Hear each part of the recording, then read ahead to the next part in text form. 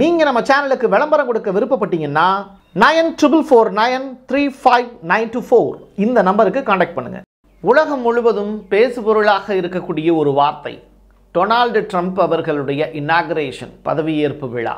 அதில் என்னெல்லாம் நடந்தது, ட்ரம்ப் என்ன பேசியிருக்காரு, பைடனுடைய ரியாக்ஷன் எப்படி இருந்தது, அமெரிக்க மக்களுடைய எதிர்பார்ப்புகள் என்ன, அதை பூர்த்தி செய்யக்கூடிய வகையில் ட்ரம்ப்புக்கு கொடுத்துருக்கக்கூடிய அந்த பேனாவில் அவர் போட்டிருக்கக்கூடிய முதல் கையெழுத்து என்ன, இப்படி ஏகப்பட்ட கேள்விகள் இருக்குது. ரஷ்யா உக்ரைன் போரை அவர் நிறுத்துறதுக்கான வாய்ப்பை முதல் நாளே தொடங்கிட்டாரா அப்படிங்கிற கேள்விகள், அதற்கான பதில்கள், அதோடு சேர்த்து அவருடைய கிரிப்டோ கரன்சி மார்க்கெட்டில் என்ன மாதிரியான தாக்கத்தை ஏற்படுத்தியிருக்கு, இனிமேல் வரக்கூடிய காலகட்டத்தில் டிஜிட்டலை நோக்கி அமெரிக்கா வெகு வேகமாக முன்னேறப் போகிறது அப்படிங்கிறதுக்கான ஏகப்பட்ட சைன் இங்கே கிளிக் ஆகிருக்கு. அது எல்லாமே என்ன அப்படிங்கிறத டீட்டெயில்டாக பார்க்க போகிறோம். பனாமா கால்வாயிலிருந்து சீனா வரைக்கும் எல்லாத்தையும் இழுத்து போட்டு பேசியிருக்காரு அதிபர் ட்ரம்ப். வாங்க பார்க்கலாம் உறவுகளே, இது பிரசாத் சிக்னேச்சர். ஆண்களின் முழு சக்தி, இல்லற வாழ்வின் புத்துணர்ச்சி, 85 வருட அனுபவம் கொண்டு பாரம்பரிய முறைப்படி தயாரிக்கப்பட்ட இந்த மூலிகை பொடி உங்கள் வாழ்வில் மாற்றத்தை ஏற்படுத்தலாம். நரம்பு பலவீனம், நாள்பட்ட சுகர் போன்ற பிரச்சனைகளால் ஆண்களுக்கு ஏற்படும் பலவீனங்களுக்கு பிரத்யேகமாக தயாரிக்கப்பட்டது.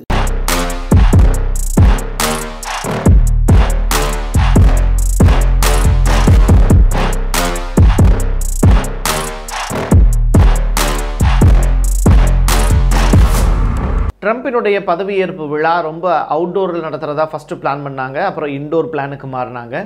ஏன்னா கடுமையான குளிர் -7°C அமெரிக்காவில் இருந்தது. அதன் காரணமாக இப்போது அந்த பிளான் மாற்றப்பட்டுச்சு. இறுதி நேரத்தில் ஒரு சின்ன அறைக்குள்ளே அவங்க நடத்தி இருக்கக்கூடிய அந்த ஈவெண்ட்டில் முன்னாள் பிரசிடென்ட்ஸ் எல்லாருமே வந்திருந்தாங்க. அமெரிக்காவில் என்ன வழக்கம் அப்படின்னா, இப்போது அதிபர் ட்ரம்ப் அப்படின்னாலும் பைடனை எப்பயுமே பிரசிடென்ட் தான் அழைப்பாங்க. ஏன்னா அவர் ஒரு தடவை பிரசிடெண்ட்டாக ஆகிட்டார் அப்படிங்கிறதுனால பிரசிடெண்ட் ஒபாமா, பிரசிடெண்ட் பைடன் அப்படின்னு தான் எப்பயுமே அழைப்பாங்க. ஸோ இந்த நிகழ்வெல்லாம் அரங்கேறி அதுக்கு பிறகு கடைசியாக துணை அதிபராக தேர்ந்தெடுக்கப்பட்ட ஜெடி வான்ஸ் அப்படியே உள்ளுக்குள்ளே என்ட்ராகிறாரு. நம்ம பதவியேற்பு விழாவில் பண்ணுவோம்ல, இப்போது ஷோ இங்கே நடத்துகிறோம் அப்படின்னா ஒரு திரைக்கு மறைவில் இருந்து அவங்க உள்ளே வர்ற மாதிரி, அந்த அரங்கத்துக்கு வர்ற மாதிரியான செட்டப்லாம் ரெடி பண்ணி வச்சுருந்தாங்க. ஸோ இது எல்லாமே அந்த நைட்டு இரவு நம்ம தூங்கிட்டு இருக்கக்கூடிய அந்த நேரத்தில் அந்த பதவியேற்பு விழாங்கிறது அமெரிக்காவில் நடந்தது. ஏன்னா இங்கே பகல்னா அங்கே இரவு இல்லையா. ஸோ அந்த இனாகுரேஷன் அப்படிங்கிறது ரொம்ப சிறப்பாக நடக்க தொடங்குச்சு. ட்ரம்பினுடைய வருகையின் போதே பைடனுக்கு அவர் நன்றி தெரிவித்த நிகழ்வு. ரெண்டாவது, அவர் ப்ரெஸ் கான்ஃபரன்ஸை மீட் பண்ணும்போது ட்ரம்ப்புக்கு பைடன் ஒரு கடிதம் எழுதி வச்சுருந்தார். அந்த கடிதத்தை அவர் எடுத்த உடனே இது பைடனுடைய கடிதமா அப்படின்னு சொல்லி கேட்குறாங்க. ஆமாம், அவர் எழுதி வச்சுருக்காரு போல் அப்படின்னு சொல்லிட்டு எடுக்கிறாரு. எடுத்த உடனே அதை பிரித்து பார்க்கல. ஆனால் ப்ரெஸ் என்ன எழுதியிருக்காருன்னு அப்படின்னு கேட்டாங்க. அதை அப்படியே கிராஸ் பண்ணிட்டு அடுத்த கொஸ்டினுக்கு போயிட்டார். ஸோ இதெல்லாம் தாண்டி ஒரு முக்கியமான நிகழ்வு அப்படிங்கிறது ட்ரம்பினுடைய அந்த பதவியேற்பு, பைபிள் மேலே வச்சு சத்தியம் பண்ணக்கூடிய நிகழ்வு. அது பண்ணதற்கு பிறகு தான் அவர் பொறுப்பேற்றுக்கிறக்கூடிய நிகழ்வு. கையை பைபிள்லேயே வைக்கலை அப்படின்னு ஒரு கான்ட்ரவர்ஷியான ஒரு ரிப்போர்ட் ஒன்று சொல்லுது. பட் அவர் பைபிளில் கை வச்சு தான் அவர், ஏன்னா ஒரு மிக முக்கியமான ஒரு எப்படி சொல்கிறது, மதத்தை ஃபாலோ பண்ணுறதுல ரொம்ப ஆழமான ஒரு நம்பிக்கையுடையவர். அவர் பெரிய தொழிலதிபர். அவங்க குடும்பமே பெரிய பணக்கார குடும்பம் தான். 3 மனைவிகளுக்கு சொந்தக்காரர். அவருடைய குடும்பம் எல்லாமே ரொம்ப பெரிய பாசத்துக்கு உரிய ஒரு குடும்பமாக இருக்குது. ஹிலாரி கிளின்டன் கூட அவருடைய குடும்பத்தை பற்றி பேசும்போது தான் ரொம்ப ஆச்சரியப்பட்டு பேசினாங்க. ட்ரம்ப் இவ்வளோ பெரிய ஃபேமிலியை வச்சு மெயின்டைன் பண்ணுறாரு அப்படிங்கும்போது ரொம்ப ஷாக்கான விஷயம். குழந்தைகள் மீது ரொம்ப அன்பாக இருக்கக்கூடியவர் அப்படின்னு எதிர்க்கட்சியில் இருக்கிறவங்க கூட ட்ரம்ப்பை பாராட்டக்கூடிய ஒரு நிகழ்வுனா அது ஒன்று தான். அவர் மேலே என்னதான் பாலியல் ரிலேட்டடான குற்றங்கள் இருந்தாலும் இந்த மாதிரியான நல்ல விடயங்கள் அப்படிங்கிறது அமெரிக்காவை ஒரு குடும்பம் போல் அவர் பார்த்துக்கொள்வார் அப்படிங்கிற நம்பிக்கையை ஆளுங்கட்சிக்கு ஏற்படுத்தியிருக்கு. அதனால தான் இரண்டாவதாக அவருக்கு ஒரு வாய்ப்பும் கொடுத்தது. ஃபஸ்ட் டைம் அவர் ஏகப்பட்ட கிரிட்டிசிசத்துக்கு உள்ளாக்கப்பட்டார். செகண்ட் டைம் பார்த்திங்கன்னா அந்த மாதிரியான கிரிட்டிசிசம் எதுவுமே இல்லாமல் கிரேட் அமெரிக்கா அப்படிங்கிற ஒரு வார்த்தையை மையப்படுத்தி அவர் அந்த பொறுப்பை எடுத்துக்கிட்டார். ஸோ பொறுப்பேற்றுக்கிறதுக்கு பிறகு அவர் பேசியிருக்கக்கூடிய வார்த்தைகள் தான் ரொம்ப ரொம்ப முக்கியமானது. அதில் ஃபஸ்ட்டு மொத்தம் 20 பாயிண்ட்ஸ் என் கையில் இருக்குது. அதை வரிசையாக படிக்கிறேன், நீங்கள் கேளுங்க. இறக்குமதி வரியை அதிகரித்து கஜானாவை அதிகரிக்கக்கூடிய வேலையை நான் செய்ய போகிறேன் அப்படின்னு அப்போ ஒவ்வொரு நாடுகளுக்கும் இறக்குமதி வரிங்கிறது இனிமேல் கூட போகுது. அமெரிக்கா விதிக்கக்கூடிய இறக்குமதி விதிங்கிறது ரொம்ப பெரிய அளவில் இருக்கும் அப்படின்னு சொல்கிறாங்க. ரெண்டாவது, பேச்சுரிமையை மீட்டெடுப்பேன் அப்படின்னு. ஸோ இது எதற்குரிய வார்த்தை அப்படின்னா, எலான் மஸ்க் மாதிரியான நபர்கள் ட்விட்டரை வந்து இப்போது ரொம்ப பெரிய அளவில் நம்பி இருக்காங்க. அதிகமான அளவில் கருத்துரிமை பேச்சுரிமையெல்லாம் வந்து ட்விட்டரில் மட்டும்தான் இருக்குது. ஸோ அப்படிப்பட்ட ஒரு வாய்ப்பை வந்து ட்ரூத் சோஷியல் மீடியாலையும் அவர் ஏற்படுத்துறதுக்கான வாய்ப்பு இருக்குது. அதிகமான நபர்கள் இனிமேல் ட்ரூத் சோஷியல் மீடியாவில் தங்களுடைய பங்களிப்பை கொடுப்பாங்க அப்படின்னு நம்பப்படுது. ஸோ இந்த மாதிரியான நிகழ்வுகள் வந்து அடுத்தடுத்து அரங்கேறும் அப்படின்னு சொல்கிறாங்க. ரெண்டாவது, புதியதொரு சேனல்ஸ்லாம் எலான் மஸ்க் வாங்க போகிறாரு அப்படிங்கிற மாதிரியான தகவல். ஸோ பேச்சுரிமைங்கிறது அந்த இடத்துல நிலைநாட்டப்படும் அப்படிங்கிறத மையப்படுத்தி ட்ரம்ப் பேசியிருக்கிறதா புரிஞ்சுக்க முடியுது. 2 பாலினங்கள் மட்டுமே, ஒன்று ஆண் இன்னொன்று பெண்ணு. அப்போ டிரான்ஸ்ஜெண்டர் அவங்களுக்கு அங்கீகாரமே கிடையாது அப்படின்னு சொல்லிட்டார். ஸோ பிரான்ஸினுடைய ஒலிம்பிக் நிகழ்வை மையப்படுத்தி உலகம் முழுவதும் இந்த 3வது பாலினத்தை பற்றிய பேச்சுக்கள் பெரிய அளவில் இருந்தது. LGBTQ சம்மந்தப்பட்ட விஷயங்கள் பெரிய அளவில் இருந்தது. ஆனால் இப்போ அதை முடக்கக்கூடிய வகையில் அடுத்த 4 ஆண்டுகளுக்கு அமெரிக்கா முன்வைத்திருக்கக்கூடிய விஷயம் ஆண் பெண் மட்டும்தான். இந்த LGBTQ டிரான்ஸ்ஜெண்டர் உள்ளிட்ட விஷயங்கள்லாம் இங்கே அங்கீகரிக்கவே படாது அப்படிங்கிற ஒரு விஷயத்தை சொல்லியிருக்காரு. கொரோனா ஊசி போடாத இராணுவ வீரர்கள் மீது ஏற்கனவே நடவடிக்கை எடுத்தாங்க. அந்த நடவடிக்கையினால் இராணுவ வீரர்கள் ரொம்ப பெரிய அளவில் தொய்வு ஏற்பட்டது, அவங்க மனதளவுலையும் சரி உடல் அளவுலையும் சரி. ஸோ அப்போ கொரோனா ஊசி வந்து போடாத நபர்கள் மீது நடவடிக்கை எடுப்பேன்னு சொல்லப்படக்கூடிய அந்த உத்தரவை நான் ரத்து பண்ணுறேன் அப்படிங்கிற ஸ்டேட்மெண்ட்டை சொல்லியிருக்காரு. ஈவன் வந்து ஒரு டென்னிஸ் வீரர் கூட வந்து ஜோகோவிச் கூட ஆஸ்திரேலியா ஓப்பன் டென்னிஸின் போது வந்து அவர் கொரோனா ஊசி போடாமல் போயிருந்தார். அப்போ நீங்கள் பங்கெடுத்துக்க முடியாதுன்னு சொல்லியிருந்தாங்க. பரவாயில்ல அப்படின்னு சொல்லிட்டு ஆஸ்திரேலியா ஓப்பன் டென்னிஸையே வந்து கேன்சல் பண்ணிட்டு வந்தார். இதன் காரணமாக அவர் விஷம்லாம் வைத்து கொல்லப்படக்கூடிய நிகழ்வுகள்லாம் அரங்கேறிச்சு. இது மாதிரியான புகார்கள்லாம் ஜோகோவிச் சொல்லியிருந்தார். ஸோ கொரோனா ஊசி போடாத நபர்கள் வந்து ஒவ்வொரு தனியார் நிறுவனங்கள்லையும் பெரிய அளவில் தண்டிக்கப்பட்டாங்க. இராணுவத்திலேயே அந்த மாதிரியான தண்டனைகள் கொடுத்துருக்காங்க அப்படிங்கிறது இப்போ தான் வந்து டொனால்ட் ட்ரம்ப் சொன்னதற்கு பிறகு வெளியில் வந்திருக்கு. அடுத்ததாக, அரசு அதிகாரத்தை அரசியல் ஆதாயங்களுக்காக எப்படி சொல்கிறது, அதை தப்பாக பயன்படுத்துறது. இப்போது ட்ரம்ப்பை பிடிக்கல அப்படின்னா பைடன் என்ன பண்ணுவாங்கன்னா அவங்க மேலே ஒரு கேஸ் போட்டு நடவடிக்கை எடுப்பாங்கல்ல, அந்த மாதிரியான நடவடிக்கைலாம் இனிமேல் என்னுடைய பீரியடில் எதிர்க்கட்சிகளுக்கு இருக்காது அப்படிங்கிற ஸ்டேட்மெண்ட்டை சொல்லியிருக்காரு. புதிய இராணுவ கட்டமைப்பு போரற்ற நிலையை நான் உருவாக்குவேன் அப்படிங்கிற ஸ்டேட்மெண்ட்டை சொல்லியிருக்காரு. இப்போ ரஷ்யா உக்ரைன் போரை நிறுத்துறதுக்கான வேலை, காசாவில் இருக்கக்கூடிய ஹமாஸுக்கும் இஸ்ரேலுக்கும் இடையில் எடுக்கக்கூடிய போரை முடிச்சுக்கிட்டு பிணைய கைதிகளை விடுதலை செய்யக்கூடிய நிகழ்வுகளை தொடங்கியாச்சு அப்படிங்கிற ஸ்டேட்மெண்ட்டெல்லாம் சொல்லியிருக்காரு. அப்போ எழுந்து நின்று எல்லாரும் அப்ளாஸ் பண்ணக்கூடிய நிகழ்வுகள் அரங்கேறிச்சு. ஈவன் பைடனே எந்திரிச்சு நின்று அதுக்கு கைதட்டின நிகழ்வுகள் அரங்கேறியது.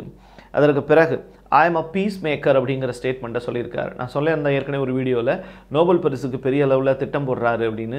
அதை மெய்ப்பித்து காட்டக்கூடிய வகையில் அவர் பீஸ் மேக்கர்னு தன்னை அடையாளப்படுத்திக்கிறாரு. மெக்சிகோவினுடைய பெயர் மாற்றம் செய்யப்படும். அதே நேரத்தில் பனாமா கால்வாய் நம்ம கட்டி கொடுத்தது, இப்போ அதில் சீனா வந்து உரிமை கோர்றாங்க, சீனா பெரிய அளவில் அதில் ஆக்கிரமிப்பு பண்ணுறாங்கன்னு ஒரு அதிகாரப்பூர்வமற்ற தகவலை வந்து இப்போது சொல்லியிருக்காரு.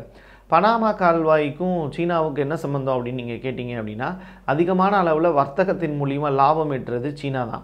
ஸோ பனாமா கால்வாயை தன்வசப்படுத்துறதுக்கு பனாமா நாடு வந்து அமெரிக்காவோடு செய்திருந்த அந்த ஒப்பந்தங்கள்லாம் ரொம்ப பெரிய அளவில் நீர்த்து போயிருக்கு. அது மறுபடியும் அதை புதுப்பிக்கிறதுக்கான வேலையோ மெக்சிகோவையும் கிரீன்லாந்தையும் பனாமா கால்வாயையும் மீட்டெடுக்கக்கூடிய வேலையை அடுத்து நான் செய்ய போகிறேன் அப்படிங்கிற ஒரு அதிகாரம் கையில் வந்ததற்கு பிறகு அது எல்லாமே செஞ்சு முடிச்சிருவேன் அப்படின்னு சொல்லிட்டாரு. ஸோ இனிமேல் அந்த பேச்சுக்கள் எல்லாமே அது அமெரிக்காவோடு சொந்தமாக போகிறது அப்படிங்கிறது மட்டும்தான். இந்த ஐடியா அவருக்கு எங்கிருந்து வந்திருக்கும் அப்படின்னா, உக்ரைனை மையப்படுத்தி தான் வந்திருக்கும். எதனால் வந்து ரஷ்யா உக்ரைனை கைப்பற்ற அல்ல நாட்டோடு சேரக்கூடாது அப்படின்னு சொல்லுதுன்னு அந்த கோணத்தில் ட்ரம்ப் யோசித்ததற்கு பிறகு தான் இந்த விளைவு. போர் பண்ணணுங்கிறது தான் பைடனுடைய ஆட்டிடியூட்டாக இருந்தது. எதுக்காக போர் நடக்குது அப்படிங்கிறத ட்ரம்ப் யோசித்ததனுடைய விளைவு தான் தன்னுடைய நாட்டு எல்லையையும் அவர் பாதுகாக்கணும் அப்படிங்கிற ஒரு பெரிய முடிவுக்கு இப்போ வந்திருக்கார். அமெரிக்காவினுடைய பொற்காலம் தொடங்குது அப்படிங்கிற ஸ்டேட்மெண்ட் அவர் சொன்ன உடனே ஒரு பெரிய கைத்தட்டல்கள் உள்ளவும் இருந்தது. கரங்குக்கு வெளியில் டிவிலையும் வந்து காமிச்சிட்டு இருந்தாங்க. சேட்டலைட் சேனல்கள் அதை லைவாக ஒளிபரப்பிக்கிட்டு இருந்தாங்க. நிறையா யூடியூப் சேனல்ஸ் வந்து அதை லைவ் டெலிகாஸ்ட் பண்ணிகிட்டு இருந்தாங்க. ஸோ அவங்க எல்லாருமே அப்ளாஸ் பண்ணக்கூடிய நிகழ்வுகள் அரங்கேறிச்சு. பைபிள் மீது அவர் கை வைத்து பதவி ஏற்றுக்கிட்டார் அப்படிங்கிற செய்தி. தொடர்ச்சியாக அவர் பெரும் பணக்காரர்களை காட்டுத்தீ வந்து வீழ்ச்சியடைய வைத்து கொண்டிருக்கிறது அமெரிக்கா வந்து ஒரு பெரிய காட்டுத்தீயை சந்திச்சிச்சு கலிஃபோர்னியாவில். அதை வந்து தடுக்கிறதுக்கு தவறிட்டாங்க கடந்த கால ஆட்சியாளர்கள். இப்படி ஏகப்பட்ட நிகழ்வுகள், ஊழல் நிறைந்த ஆட்சி எல்லாமே ஏற்கனவே இருந்திருக்கு. ஸோ ஒரு காட்டுத்தீயை அணைக்கிறதுக்கு கூட அமெரிக்காவால் முடியல அப்படிங்கிற ஒரு பெரிய அவச்சொல்லுக்கு நம்ம ஆளானோம். இதெல்லாம் வந்து மறுபடியும் என்னுடைய பீரியடில் இப்போ நான் வந்து பதவி ஏற்றுக்கிட்டேன், அது வெகு விரைவாக அந்த தீ அணைக்கப்படும்ங்கிற ஸ்டேட்மெண்ட்டை சொல்லியிருந்தார். 250 ஆண்டுகால வரலாற்றில் எனக்கு மட்டும் பெரிய சிக்கல் இருந்தது ஒரு அதிபராக பொறுப்பேற்கிறதுல. அமெரிக்காவிலுடைய அதிபராக ஒரு பெரிய அளவிலான மாற்றத்தை கொண்டு வர்றதுக்கு எனக்கு இருந்த சவால்கள்ங்கிறது ஜாஸ்தி. இன்னமும் பெரிய சவால்கள் இருக்குது. அது எல்லாத்தையுமே சரித்திரமாக மாற்றி காட்டுவேன் அப்படிங்கிற ஸ்டேட்மெண்ட்டை சொல்லியிருக்காரு. ஊழல் நிறைந்த ஆட்சி, தூக்கி எறிந்ததற்கு நன்றி, இனிமேல் ஊழல் இல்லாத அமெரிக்க அரசை நீங்கள் பார்ப்பீர்கள் அப்படிங்கிற நம்பிக்கையை விதைச்சிருக்காரு. பேப்பர் இல்லாமல் இவ்வளோத்தையும் பேசியிருக்காரு அப்படிங்கும்போது ரொம்ப ஆச்சரியமான விஷயம்தான். கலைஞர் கருணாநிதியே கூட ஒரு துண்டுச்சீட்டு இல்லாமல் ஒரு மணி நேரம் மீட்டிங் வந்து பேச மாட்டார். பட் ட்ரம்ப் வந்து எந்த விதமான பேப்பருமே இல்லாமல் இப்போ நான் படித்து காட்டிய எல்லா விஷயங்களையுமே வரிசை பொங்க ரொம்ப அழகாக நேர்த்தியாக அவர் சொல்லிய விதம் அப்படிங்கிறது எந்தவித பதட்டமும் இல்லாமல் சுற்றி அரங்கத்தில் முன்னாள் பிரசிடெண்ட் அவருடைய சீனியர்ஸ்லாம் இருப்பாங்க. ஸோ இவங்களெல்லாம் வச்சுக்கிட்டு வந்து ரொம்ப கேஷுவலாக அந்த இடத்த ஹேண்டில் பண்ண விதம் அப்படிங்கிறது ட்ரம்பினுடைய மிகப்பெரிய ஆளுமையை எடுத்துக்காட்டுச்சு. கமலா ஹாரிஸ் அவருடைய ஆளுமையை பார்த்து வியந்து இப்படி பார்த்துக்கிட்டே இருந்தாங்க. பைடன் கூட ஒரு சமயத்தில் வந்து அவர் பேசிய விஷயத்துக்கு எந்திரிச்சு நின்று கைதட்டிய காட்சிகள் அரங்கேறிச்சு. இதுதான் ட்ரம்பினுடைய ஸ்பெஷாலிட்டி. போர்க்குணம் மிக்கவர் அப்படிங்கிறத பென்சில்வேனியாவில் என்னுடைய உயிரை அவர்கள் பறிப்பதற்கு முயற்சி செய்தார்கள். அப்போ என்னுடைய காது வழியாக என்னுடைய ரத்தம் வந்து பீரிட்டு வெளியேறிய போது கூட ஃபைட் ஃபைட் ஃபைட் அப்படிங்கிற வார்த்தையை தான் நான் கற்றுனேன். ஸோ அமெரிக்காவுக்காக போரிடுவதற்கு நான் என்னுடைய உயிரையும் கொடுப்பேன்னு ட்ரம்ப் சொன்னபோது ஒட்டுமொத்த அமெரிக்காவும் அதிர்ந்தது.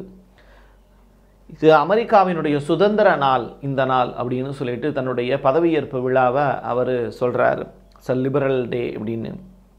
பைடன் பிறப்பித்த 78 உத்தரவுகளை தாம் பேனா வாங்கின அடுத்த செகண்டே அந்த 78 உத்தரவுகளையும் ரத்து பண்ணி ஃபஸ்ட்டு சைன் போட்டார்.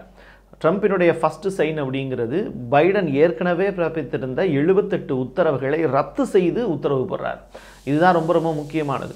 புதிய திட்டங்களுக்கு அவர் சைன் பண்ணல, ஏற்கனவே இருந்த திட்டங்களை வந்து ரத்து செய்து அனௌன்ஸ் பண்ணுறாரு. 2021 அவர் பதவியேற்கிறதுக்கு தடையாக இருந்தபோது அப்போது பெரிய போராட்டம் நடந்தது. அப்போ போராட்டம் பண்ணவங்க மேலே பெரிய கேஸ்லாம் போட்டிருந்தாங்க. ஒரு 1500 பேர் மேலே. அந்த 1500 பேர் மேலே போடப்பட்ட கேஸ் எல்லாத்தையுமே உடனடியாக ரத்து பண்ணார். இப்போது பதவியேற்ற உடனேயே பாரிஸ் காலநிலை ஒப்பந்தம், ட்ரம்ப் வந்து 2016 பொறுப்பேற்கும் போது பாரிஸ் காலநிலை ஒப்பந்தத்திலிருந்து அமெரிக்கா விலகுச்சு. பைடன் 2021 பொறுப்பேற்ற உடனே மறுபடியும் அந்த ஒப்பந்தம் புதுப்பிக்கப்பட்டது. இப்போ ட்ரம்ப் பதவியேற்ற பிறகு பாரிஸ் காலநிலை ஒப்பந்தத்திலிருந்து விலகிக்கிட்டார். கலிஃபோர்னியா காட்டு தீயை அணைக்க முடியல, அப்புறம் என்ன பாரிஸ் காலநிலை ஒப்பந்தம் அப்படின்னு சொல்லிட்டு வெளியேறினதான் இப்போ அறிவிக்கிறார். அமெரிக்க கொடியை செவ்வாய் கிரகத்தில் பறக்க விடுவோம் அப்படின்னு அவர் சொன்னபோது எலான் மஸ்க் முகத்தில் வந்து அவ்வளவு பெரிய சந்தோஷம் காணச்சு. காரணம் என்னென்னா, ஸ்பேஸ் உள்ளிட்ட விஷயங்களில் பெரிய அளவிலான ஆராய்ச்சி பண்ணுறது உள்ளிட்ட இடங்கள், விண்கலத்தை அதிக அளவில் அனுப்பி விண்வெளியை குப்பையாக்குறது, இதில் திறம்பட செயல்படக்கூடியவர் தான் எலான் மஸ்க். எலக்ட்ரிக் கார் அப்படிங்கிறது அவருடைய கம்பெனியிலிருந்து அதிகமான அளவில் ரிலீஸ் ஆகுது. ஸோ வான்வெளி விண்ணையும் மண்ணையும் இணைக்கக்கூடிய ஒரு ஒப்பற்ற ஏலியனாக செயல்படக்கூடிய அமெரிக்காவின் அறிவிக்கப்படாத ஒரு அதிபர் தான் எலான் மஸ்க். அவருடைய துணையோடு தான் இப்போது டொனால்ட் ட்ரம்ப் அதிவேகமாக அமெரிக்காவை அடுத்த கட்டத்துக்கு நகர்த்த முயற்சி பண்ணுறாருங்கிறதையும் மக்களுக்கு சொல்லணும். ஸோ மெக்சிகோவை மெக்சிகன்ஸ் வந்து அமெரிக்காவில் நுழையிறதுக்கு தடை விதிக்கக்கூடிய ஒரு மிகப்பெரிய உத்தரவு ஒன்று உடனே போட்டிருக்காங்க. CBP-1 ஆப், அந்த ஆப் மூலியமாக தான் மெக்சிகன் வந்து அமெரிக்காவில் நுழையிறாங்க. ஸோ அதை வந்து நம்ம கேன்சல் பண்ணுறோம் அப்படிங்கிற ஸ்டேட்மெண்ட்டை சொல்லியிருக்காரு.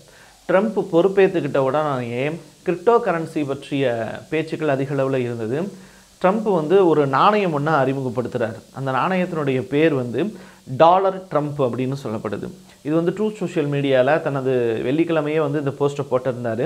ஸோ கிரிப்டோ சந்தையை வந்து பரபரப்புக்கு உள்ளாக்குச்சு. அது கிரிப்டோ காயின் வந்து டோக்கன் வந்து $20 வரைக்கும் அவருடைய இது உயர்ந்தது. உடனே 14 பில்லியன் அளவிற்கு அதில் இன்வெஸ்ட்மெண்ட் உள்ளாக்கப்பட்டுச்சு. $100 கோடி அளவுக்கு அதை வெளியில் சர்க்குலேட் பண்ண ஆரம்பித்தாங்க. மீம் கிரிப்டோ கரன்சி அப்படின்னு சொல்லிட்டு அதற்கு பேர் வந்து வச்சுருந்தாங்க. மெலானியா ட்ரம்ப் வந்து அவங்க ஒரு காயினை வந்து இன்ட்ரடியூஸ் பண்ணும்போது ட்ரம்ப்பினுடைய அந்த காயினுடைய ரேட் வந்து $20 to $50 குறைஞ்சிச்சு. அதற்கு பிறகு அது இப்போ நடுநிலையில் இருக்குது.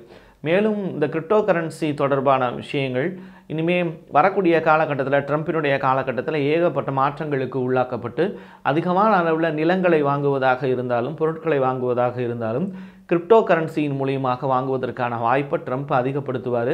அதை உலகளாவிய சந்தைப்படுத்துறதுல ட்ரம்ப்பினுடைய பங்கு மிகவும் முக்கியத்துவமாக இருக்கும் அப்படின்னு உலக ஆராய்ச்சியாளர்களும் சரி வல்லரசுகளை ஆண்டு கொண்டு இருக்கக்கூடிய ஆட்சியாளர்களும் பெருசும் நம்புகிறாங்க. ட்ரம்ப் ஒரு பெரிய மார்க்கெட்டிங் ஸ்ட்ராட்டஜி வச்சுருக்கக்கூடிய நபர், பெரிய தொழிலதிபர். அப்படிப்பட்ட நபர் வந்து ஒரு பொருளை சந்தைப்படுத்துறதுல திறம்பட செயல்படக்கூடியவர். அதனால் அமெரிக்காவையும் அவர் உலக நாடுகள் மத்தியில் பிரபலப்படுத்த போகிறாரு. அதே நேரத்தில் தன்னையும் வரலாற்றில் மிகப்பெரிய அளவில் அடுத்த அந்த 4 வருடத்தில் நிப்பாட்ட போகிறாருங்கிறது மட்டும் இந்த ஸ்பீச்சின் மூலியமாக புரிஞ்சுக்க முடியுது. என் கையெழுத்து என் மக்களுக்கான உறவுகளே, மீண்டும் ஒரு பதிவில் சந்திக்கலாம். நன்றி, வணக்கம். நீங்கள் நம்ம சேனலுக்கு விளம்பரம் கொடுக்க விருப்பப்பட்டீங்கன்னா 9449359224 இந்த நம்பருக்கு கான்டாக்ட் பண்ணுங்க. ஆண்களுக்கு சக்தியை அதிகரிக்கும் மூலிகைகளை தேர்ந்தெடுத்து நேர்த்தியான முறையில் தயாரிக்கப்பட்டது ஊட்டி நேச்சுரல் பவுடர். மூலிகைகளில் அனுபவம் கொண்ட டாக்டரால் உருவாக்கப்பட்டது. நேரில் வருபவர்களுக்கு மருத்துவ ஆலோசனை வழங்கப்படும். கொரியர் மூலமாகவும் பெற்றுக்கொள்ளலாம். தமிழ்நாட்டிற்குள் கேஷ் ஆன் டெலிவரி வசதியும் உண்டு.